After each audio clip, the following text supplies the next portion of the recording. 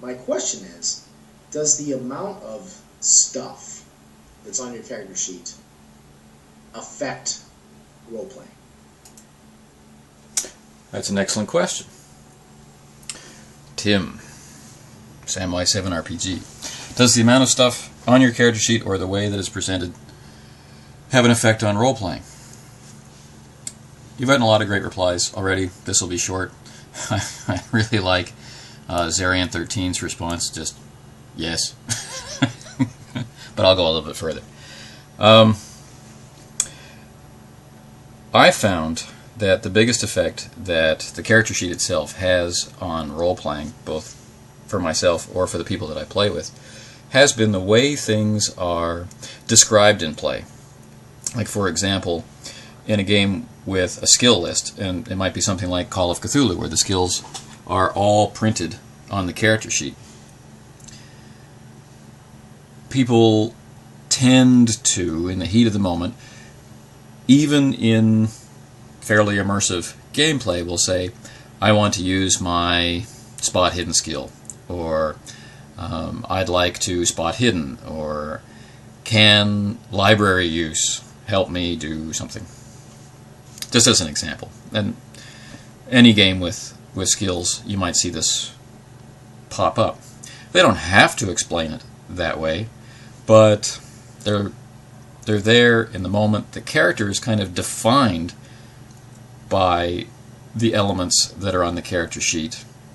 And so there's a natural economy of language that dictates that we will choose to express ourselves in the most efficient manner so that the point gets across, or more of our energy can be devoted to our meaning. So everybody at the table understands that there's a spot hidden skill, or a trap and skin small animal skill, or what have you. And rather than taking a few moments to describe your activities and have the game master and others figure out that you're using this skill, we tend to default to using what the item on the character sheet is labeled as. A great response from GameFoo70 talked about Cortex Plus and how in Marvel Heroic Superhero, or whatever that game is called, the heroic role-playing, the new Margaret Weiss role-playing game about superheroes from the Marvel Universe, how that game's character sheet really enhances play by pushing players to only record those important things and to record them in such a way that they enhance description. And we see this in earlier games, most notably, I guess we should mention Fate.